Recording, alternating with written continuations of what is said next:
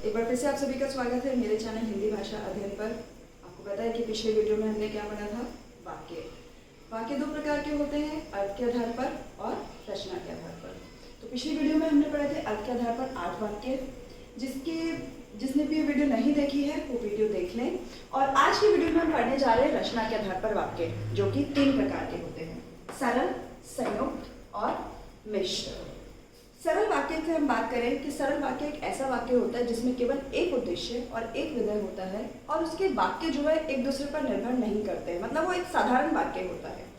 अब ये उद्देश्य और विधेय क्या होते हैं? तो सबसे पहले हम उद्देश्य और विधेय जान लें कि उद्देश्य वाक्य में जिस भी की भी बात की जा रही है वो होता है उद्देश्य।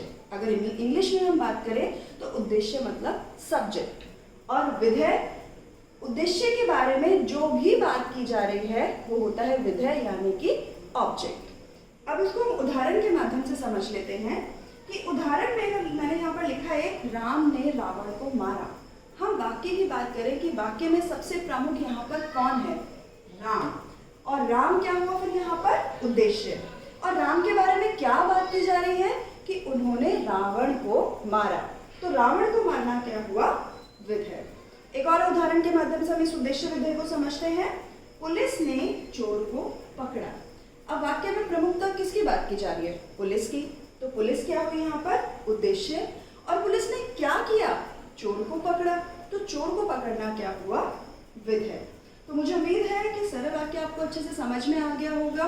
कि एक बार मैं फिर से रिपीट कर देती हूँ, वाक्य में जिसकी बात की जाए वो उद्देश्य, और उसके बारे में जो बात की जाए, उद्देश्य के बारे में जो बात की जाए वो है विधेय। राम ने रावण को मारा और पुलिस ने चोर को पकड़ा। अगला वाक्य है हमारा संयुक्त वाक्य, जिसमें 2 सरल वाक्य आपस में जुड़े होते हैं और उनको जोड़ने के लिए हम कुछ समुच्चय बोधकों का प्रयोग करते हैं। अब ये समुच्चय बोधक क्या होते हैं?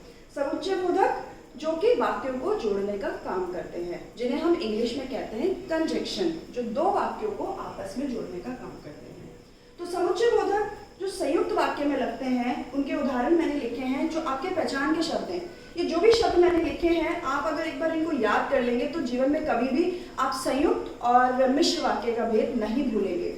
समुच्चय बोधक जो यूज होते हैं वो है और, तथा, एवं, या, इसलिए, किंतु, परंतु, अथवा, लेकिन, पर आदि। कुछ 1-2 और इसमें समुच्चय बोधक आ जाते हैं, और अगर आपने इनको याद कर लिया तो आप कभी भी संयुक्त वाक्य को गलत कर ही नहीं सकते हैं।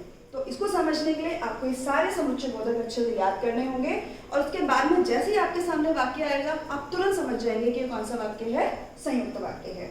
तो संयुक्त वाक्य को हम एक उदाहरण के माध्यम से समझते हैं। सूर्योदय हुआ और चिड़िया चहचहाने लगी। अब आप यहाँ पर देख रहे हैं कि सूर्योदय हुआ और चिड़िया चहचहाने लगी। तो और वाक्य से 2 वाक्य जो है वो जुड़ गए हैं और शब्द से। अब ये जो संयुक्त वाक्य की जो विशेषता होती है वो ये है कि जो ये दोनों वाक्य होते हैं ना, ये अर्थ के लिए एक दूसरे पर निर्भर नहीं होते हैं। अगर आप इस वाक्य को अच्छे से देखें कि सूर्योदय हुआ, ये अपने आप में एक पूर्ण वाक्य है। चिड़िया चहचहाने लगी, ये अपने आप में पूर्ण वाक्य है। समुच्चय बोधक जो है केवल इन 2 वाक्यों को जोड़ने का काम कर रहा है, अन्यथा ये अर्थ के लिए एक दूसरे पर निर्भर नहीं है। आइए एक और उदाहरण देखते हैं। वह बीमार थी इसलिए स्कूल ना आ सकी। वह बीमार थी इसलिए स्कूल ना आ सकी। आप देखिए कि वह बीमार थी, ये अपने आप में एक पूर्ण वाक्य है। स्कूल ना आ सकी, ये भी अपने आप में पूर्ण वाक्य है।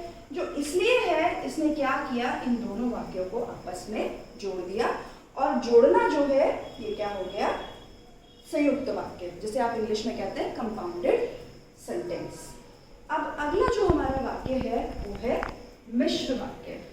अब मिश्र वाक्य में एक प्रधान उपवाक्य जुड़ा होता है और एक आश्रित उपवाक्य जुड़ा होता है। अब आप ये सोचेंगे कि हर जगह तो वाक्य शब्द का प्रयोग हुआ है, लेकिन यहाँ पर जो है उपवाक्य शब्द का प्रयोग क्यों हुआ? देखिए, मैंने कल आपको बताया था कि वाक्य की परिभाषा क्या है? शब्दों के सार्थक समूह को वाक्य कहते हैं। जहाँ समूह जिसमें वाक्य का अर्थ निकल कर आए, सार्थक मतलब एक अर्थ निकल कर आए, वो है वाक्य। अब यहाँ पर उपवाक्य शब्द का प्रयोग इसलिए किया जो वाक्य अपने आप में अर्थपूर्ण नहीं होता, मतलब अधूरा होता है, उसे अपना अर्थ पूरा करने के लिए दूसरे वाक्य पर निर्भर होना पड़ता है, वो होता है उपवाक्य।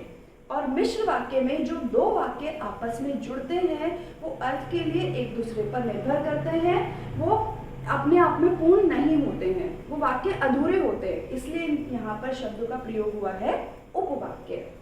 अब मिश्र वाक्य में भी कुछ समुच्चय बोधक का प्रयोग होता है, और वो समुच्चय बोधक हैं कि, जो, जैसे, जिसने, वैसा, जब, तब, जहां, वहां, जिधर, उधर, यद्यपि, तथापि आदि।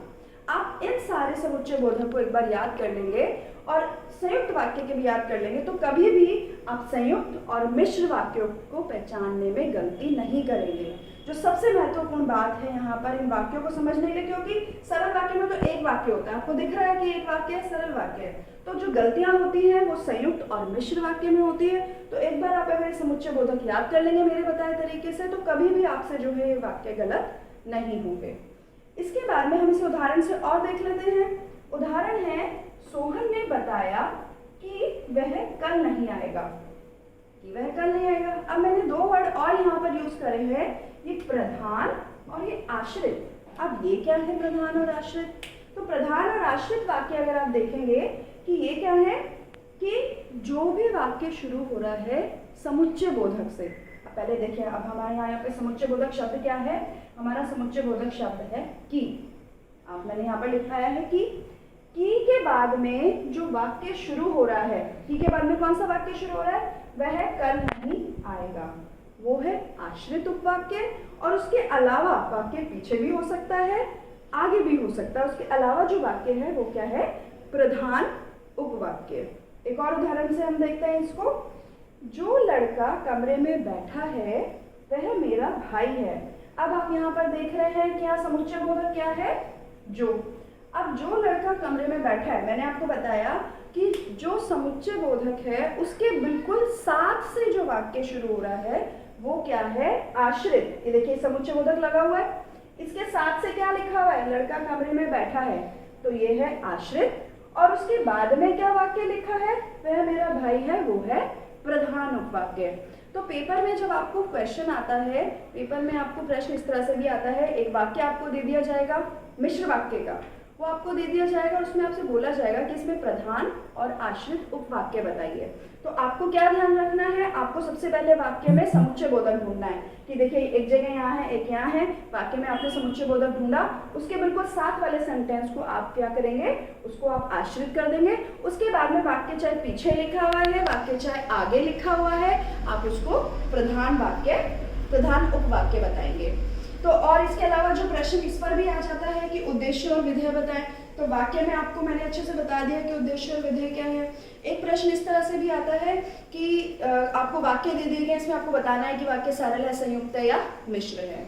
अब मिश्र वाक्य को ही मैं थोड़ा सा और आगे बढ़ाऊंगी। मिश्र वाक्य के भी तीन जो है उपभेद हैं, संज्ञा उपवाक्य, विशेषण उपवाक्य और क्रिया विशेषण उपवाक्य।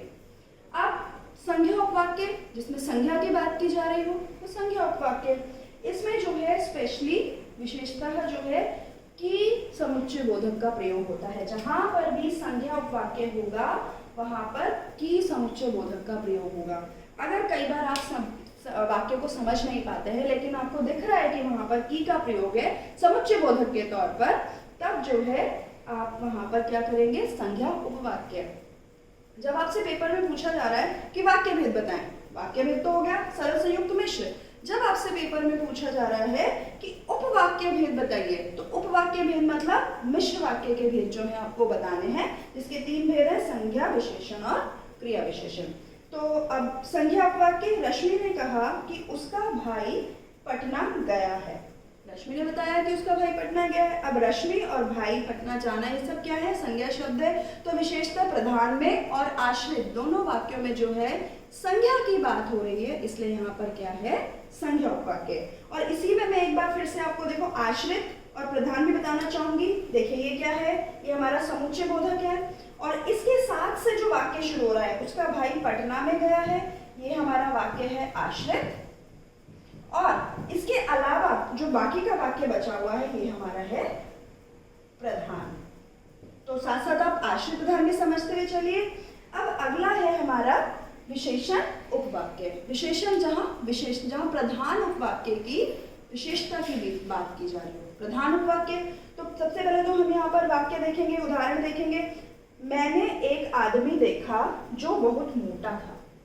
ये हमारा क्या हो गया, समुच्चय बोधक। अब मोटा होना क्या है, गुणवाचक विशेषण है। विशेषता की बात यहाँ पर की जा रही है कि मैंने एक आदमी देखा। तो सबसे पहले हम यहाँ पर क्या करेंगे कि ये क्या है जो यहाँ से साथ से शुरू हो रहा है, बिल्कुल समुच्चय बोधक के साथ से शुरू हो रहा है। तो ये क्या है हमारा आश्रित उपवाक्य, और बाकी का बचा हुआ है हमारा प्रधान उपवाक्य। तो प्रधान, मैंने एक आदमी देखा, जो इसकी विशेषता बताई जा रही है कि उसने जो आदमी देखा, मतलब इस संज्ञा की विशेषता बताई जा रही है क्या, कि वह बहुत मोटा है। और विशेषण उपवाक्य में विशेषता जिन शब्दों का प्रयोग होता है, जिन समुच्चय बोधक का प्रयोग होता है, वो समुच्चय बोधक है जिसे, जिसको, जिसका, जिनको, जो। तो आप जो है विशेषता, जो ये मैं की शब्द बता रही हूँ ना, आपको एकदम चाबी वाले शब्द, अगर इन शब्दों को याद कर लोगे तो कभी भी गलत नहीं करोगे। तो इस वीडियो में आपके लिए समझने के लिए है कि इस शब्दों को याद करना, तभी आप जो है अच्छे से इस वाक्य प्रकरण को आप अच्छे से पेपर में अटेम्प्ट कर पाओगे। अगली बात हम करते हैं क्रिया विशेषण उपवाक्य। क्रिया विशेषण में जो बात हो रही है, जिन शब्दों की जो समुच्चय बोधक लगते हैं, वो है जितना, जब, जहाँ, जिधर आदि। ये सब जो है इसके उदाहरण है। इन्हीं शब्दों के साथ में क्रिया विशेषण उपवाक्य का प्रयोग होता है। अब जब वर्षा हो रही थी तब मैं कमरे में था। अब यहाँ पर समुच्चय बोधक शब्द क्या है, जब। तो जिस उपवाक्य में प्रधान उपवाक्य की क्रिया विशेषण बताया जाए, वहां पर क्या होता है, क्रिया विशेषण उपवाक्य। अब जब वर्षा हो रही थी तब मैं कमरे में था, तो ये क्या हो गया हमारा क्रिया विशेषण उपवाक्य। जब शब्द जो है हमें काल के बारे में बताता है, तो यहाँ पर कौन सा क्रिया विशेषण है, कालवाचक क्रिया विशेषण उपवाक्य। लेकिन आपको जो है क्रिया विशेषण के भेद बताने की आवश्यकता नहीं होती है। जब हम वाक्य कर रहे होते हैं सिर्फ हमें बताना होता है क्रिया विशेषण उपवाक्य। तो एक बार हम इसमें भी आश्रित प्रधान को थोड़ा सा देख लेते हैं कि जब शब्द क्या है, यहाँ पर समुच्चय बोधक, इसके साथ से जब वाक्य शुरू हुआ, बिल्कुल इसके साथ से, तो ये क्या है हमारा आश्रित, और इसके बाद का जो वाक्य है वो है प्रधान। तो अब मैंने आपको जो है तीनों तरह के वाक्य बता दिए हैं। आपको जो भी डाउट आते हैं, कुछ भी समझ नहीं आता है, तो आप मुझे कमेंट कर सकते हैं। मेरी वीडियो को लाइक करें, मेरे चैनल को सब्सक्राइब करें और बेल आइकन जरूर दबाएं, ताकि जो भी मेरे चैनल पर वीडियो आ रही है उसकी नोटिफिकेशन आपको टाइम टू टाइम मिलती रहे। और बख्शिश जो है मेरे द्वारा इस प्रकरण की आपको भेज दी जाएंगी। जो भी अगर मुझसे लेना चाहेंगे तो उन्हें बख्शिश ज़रूर मिलेगी। और ये केवल जो विषय है वाक्य, ये केवल आपके स्कूली स्तर पर ही नहीं, बल्कि जब आप कॉम्पिटिटिव लेवल पे जाते हैं तब भी आपके लिए जो ये वीडियो है बहुत ही आपके लिए लाभदायक होगी। जब आप ये छोटी छोटी चीज़ें जब आप देखेंगे कि किस तरह से आपको सरल संयुक्त वाक्य बताना है, जो ये भेद बताने हैं, ये आपके लिए काफ़ी जो है लाभप्रद होंगे। आज के लिए बहुत बहुत धन्यवाद।